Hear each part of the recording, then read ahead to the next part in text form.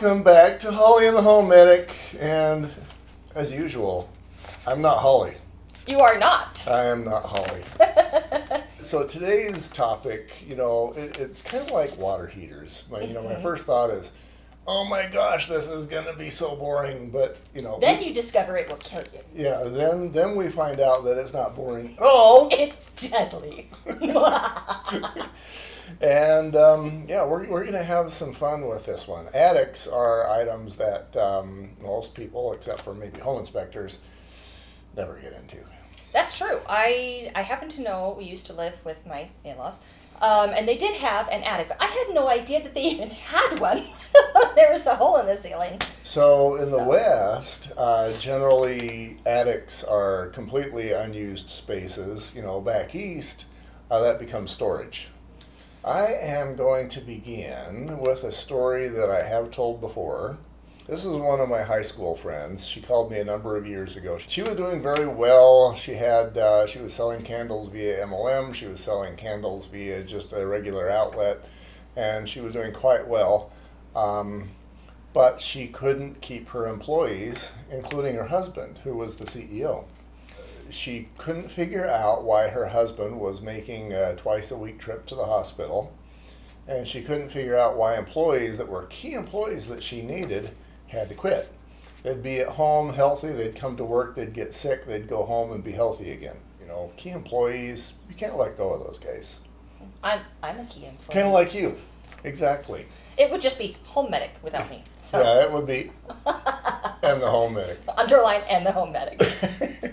I mean, what do you do when you have no employees? You don't have a business anymore. You don't. It kind of crumbles. So she figured she had mold, and so she hires me to come find the mold. And so I went out there, and I looked around, and I noticed some little chocolate swirls on top of the roof. They weren't chocolate. It was not ice cream. And then I noticed, some critters outside the space. And then I went inside and I looked at those acoustic ceiling tiles, and I saw these little brown circles in a lot of places. Fun stuff. And I noticed that a lot of those circles were directly above the offices that had Cheetos that were being stored on the floor. Now, if they had brought Doritos, this would not have been a problem. Yeah, exactly. Because the Doritos would have killed them outright. No, they would have eaten the Doritos. They wouldn't have left the Doritos sitting out. Cheetos, you might have a couple left over. For me, the Cheetos are the grossest things on earth. I just don't get how a person can eat those things. So, but what was happening is we were getting critters on the ceiling above these acoustic ceiling tiles, and after they were done with the Cheetos, they'd go up to the ceiling where they would do their damage, live, make their little home, urinate. So now I tell her she doesn't have a mold problem. She goes, oh yay, you got a poop Don't worry, problem. It's worse than mold. Yeah, much worse than mold. Because it's crawling around. And the way I could tell the difference, obviously, if there's mold, it's because maybe there's a roof leak or a plumbing leak or there's water, and that happens in one location. Yeah. If you've got 50 locations, that's not a roof leak. That's an animal leak. Yeah, that's an animal leak. It's different and more gross. So as a result of that, she left her lease and she walked away from $500,000 worth of improvements to that place. But her husband got better. He stopped having health issues. Well, there you go. And she was actually able to keep her employees. These guys were completely unaware of what was going on above their heads. Right. And it's not just this place. I go into homes as a home inspector, of course, every day. And more often than not, I will see proof that critters, usually mice, are living up there. Yeah. Well, and it makes sense. Right. It's small, it's warm, it's comfy, it has food. You can poop and pee, and people probably won't notice. Yep. I would totally do it if I were a mouse. I would live here, though, because it's so cute. Another one of my stories, this was in a nice area, not too far away from here, but this is one of those areas where everybody's a millionaire. This guy had so much money that he actually took the house that he grew up in, which was like 1,300 square feet, one floor, Rambler, and he built a mansion around it. Oh. And so then he had 5,000 or 6,000 square feet of beautifulness around Mom's house. while that was happening, he called me in to say, hey, what's the water leak that is happening in this corner and this corner of the house? And so naturally I got up into the attic and there was no water up there. I looked on the roof, there was no roof leak, roof looked great, we weren't having a flashing issue, and so now I started to grin. And turned out that the raccoons, they were pooping, defecating, let's use that word, in the middle, because apparently that doesn't smell as bad as the urine. But apparently the urine smells really bad, so they would go to the outer corners of the room and do their damage there. So at the top, the urine stain right in the corner is only a couple of inches wide. Right. And then as it goes down, it widens to Right. about a foot wide on either side. So I want to put the attic on your radar and everybody else's radar.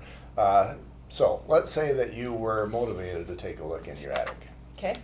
First of all, how do you know you have one? How do you know you have an attic?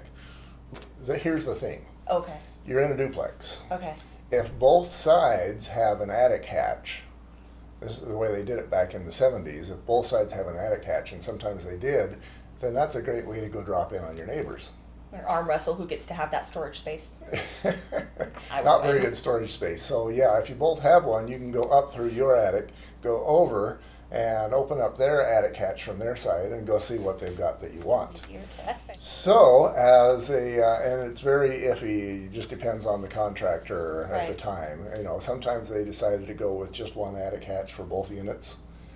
And sometimes if you have a flatter roof, there is no attic hatch because there's no attic. Okay, so ours is the kind where it goes like this and then it kind of plateaus. Right. So does that mean we potentially don't have an attic at all? You may not. Okay. Yeah. So yours goes up. I'm going to say that's probably a 12 on 12 pitch, meaning Sure. that it's go over 12 inches, go up 12 inches, and there you are to some more roof. Uh-huh. And so with that, yeah, you may not have an attic. So you wouldn't be able to check for critters, which I can guarantee you have because this home's been around to have had them. And I'm pretty sure we hear them like at night. I'm not kidding. So basically, if you allow a way for critters to get in, you know, they're looking for food and or shelter. And, you know, a critter or a bird or a bat is not going to find food in your attic, but boy, that's great shelter. Well, and it's near food, Mm-hmm. right? Like our dumpster for our apartment complex is just right on the other side of the building. Like Right. if we leave food anywhere, So it's near food. maybe you're operating a bed and breakfast and you didn't know it, I think so. I'm going to have to start naming them. and you're not charging for it. I There's am no not custodial charging. service. I am getting robbed. I popped my head into one attic, and yeah, I think you might have heard this one before too. I lifted that attic hatch. I got rained on by bat poop, and that was unpleasant. And then I counted my blessings because as I got my head up there, I could see that the bats were, you know, it was enough to pretty much cover that attic hatch. It was a lot of bat poop. But if you go over 15, 20 feet, it was 6 to 8 inches deep. Ugh. So the bats I had didn't been, need lunch later. It's fine. bats had been having a good time in that home for a little while. Well, okay, so this actually does kind of lead me to kind of a side question. So you don't always hear or see, you don't always know that they're there until obviously there's a big enough problem that you have some serious work ahead of you But when you do, and you need to call a pro. But we actually do kind of hear random things at night. Uh-huh. Mostly it sounds like if you are downstairs and someone's upstairs and they're walking. uh-huh. Now, I don't think we have enough room for people to be upstairs walking, which means it's probably something smaller than a people. Okay, so then, do you usually hear the critters, or is it usually that's Definitely. the last thing that you Yeah, hear? you can definitely hear them. Okay. The home that I was in where it had birds, it was renters there, and they called me out for a termite inspection, and it was because there on that wall they had termites, and the termites need wet wood, and they were getting the water from the bird urine. And the birds were like, "Yay, food!" Yeah.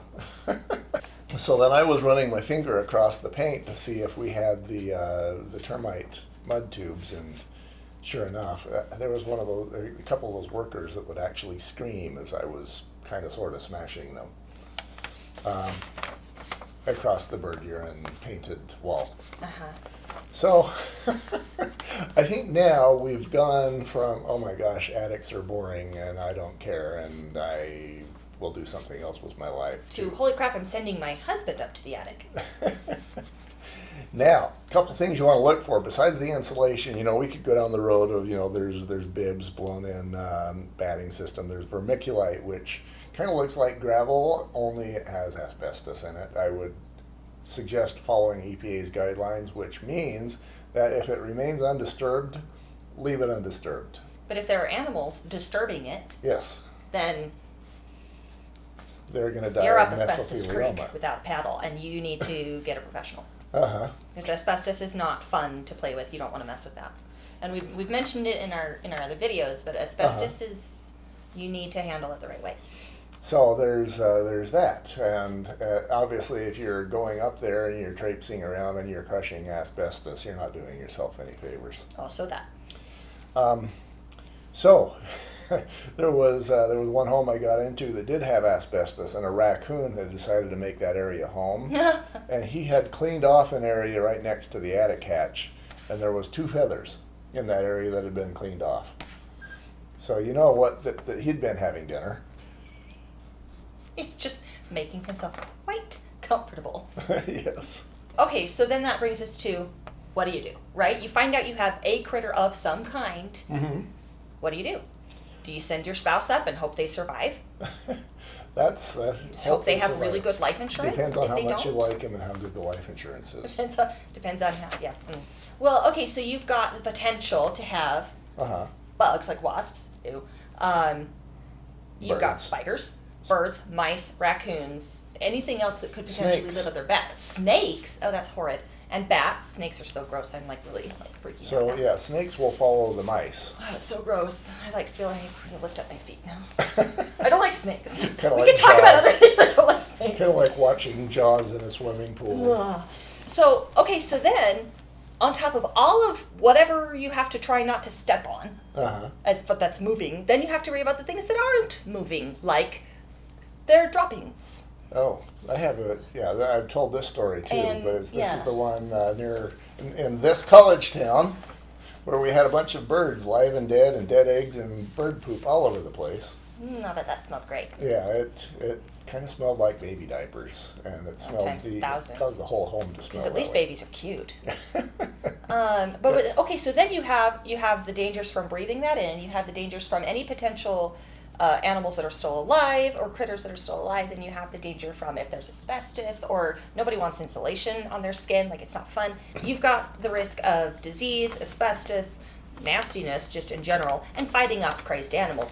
You want to hire a professional. So then that leads me to the follow-up. How do you know who to hire?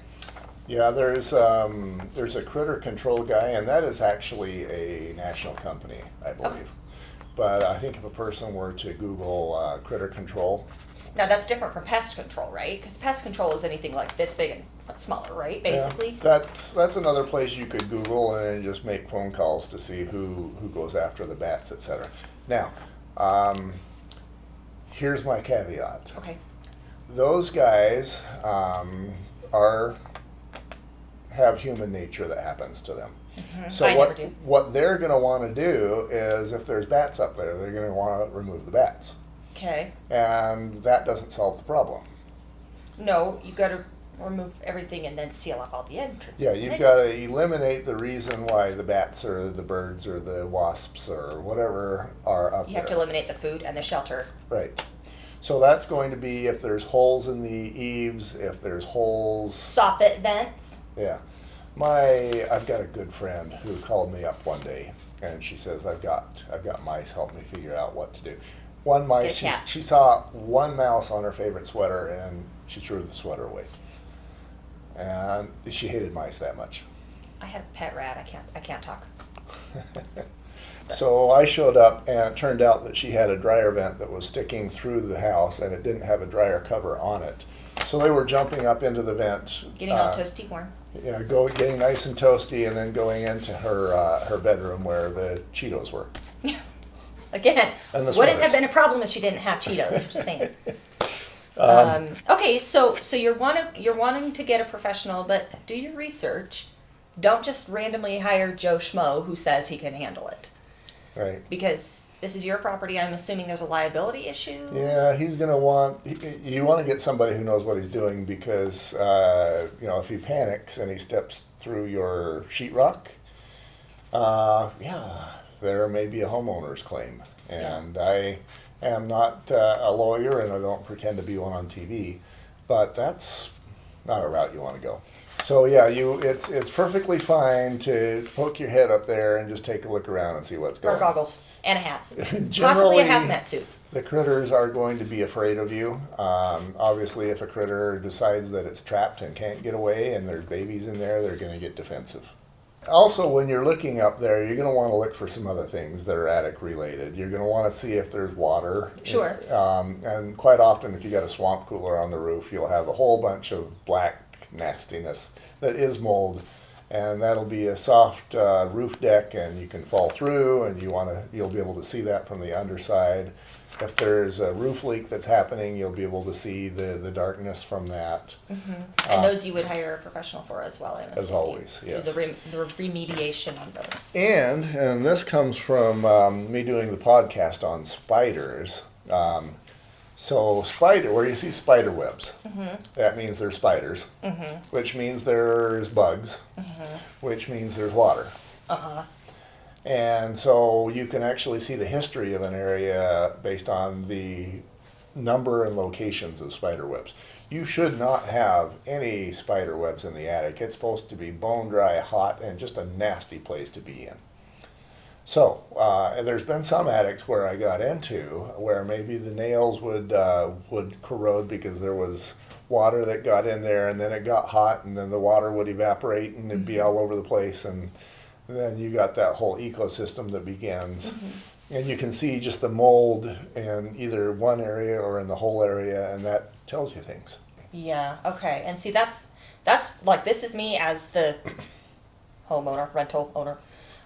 I'm not comfortable doing that. I like my husband. I like his face scratch free. I would probably try to just hire someone. Hire somebody. Which means that he's got an excuse. Well, if you hire somebody, then that's great. But, I am still going to say that it would be a good idea to just poke or his head up in the attic to see what's going on. I'm not ruining this. Without getting his feet in the attic, he can get his head in the attic. Yeah, and just go, yep, there's something in there. We're going to hire a professional. So he's going to look for, obviously, if there's nests in there, he's going to Or look for feces, anything then that you're- is Yeah. right. And if there's mice, and there probably are, if you're listening to me, you probably have mice in your attic, unless the home was built yesterday. And even then. Yeah. And so you're going to be looking for 1-inch hallways. Okay. If it's cellulose, it's harder to see them, but 1-inch hallways through the blown-in fiberglass. And sometimes they decide to go down into the fiberglass, and if that's the case, then you got 1-inch burrows where you can see those. Yeah, and those are those little tunnels that they're making for themselves. Right. And So that's like, okay, mice, check, got it. Like, now you think of your insulation. Now it used to be a blanket of insulation, and now it's Swiss cheese. And that's not good from a health perspective, and it's and also Swiss cheese is gross. So that's true, and and it's not going to be good for your heating bill either. true. These homes, there's on the edge of the siding. If you've got siding, there's that trim piece. That's also known as a mouse elevator. Okay. And that's one way that mice will get up into your house and into your attic. Okay. And, if you've got holes in the soffit or the fascia or just holes, what you want to do is you want to go walk around your home and say, okay, if I was a mouse, how would I get in here? Yeah. And then seal those. Sometimes Lay on the ground, maybe, squeak a little.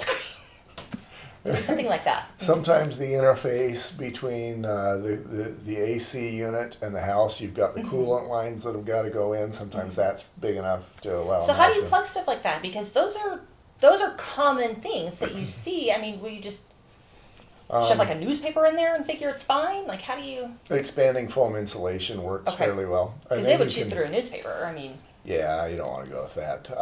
Expanding thinking. foam is helpful because if they do chew through it again, you can see that's happened and you can take further action. yeah, okay. So it's you can kind of track it. Right. Okay, so where would you get? Is that something you can get at like the hardware store? Yeah, and that is in the $10 fix category. There you That's, go. That's about $5-6. Okay, it's even less than $10. You can get 2 of them. Okay, so that's how you can kind of help fix it. Really get into the animal's mind. Do your best impersonations. We would like to see them. Yeah. I would like to see them. I've seen those shows where guys try to become an animal and they actually surgically inject stuff into their body so that they look more like a tiger or whatever. That'd be So, yeah, weird. you Weird. Okay, don't put, go to those. put on some extremes. whiskers. I don't want to see those videos. I Throw don't- it, throw a tail on your I'm not interested backside. in those videos. I'm interested in like an adult crawling around pretending to be a mouse. Like that's as far as that goes. That would be far more entertaining. Maybe with the person filming it doing some commentary. Have we abused your mind enough? I'm both terrified and amused. Okay, then my job is done. Thank you, Holly. You're welcome.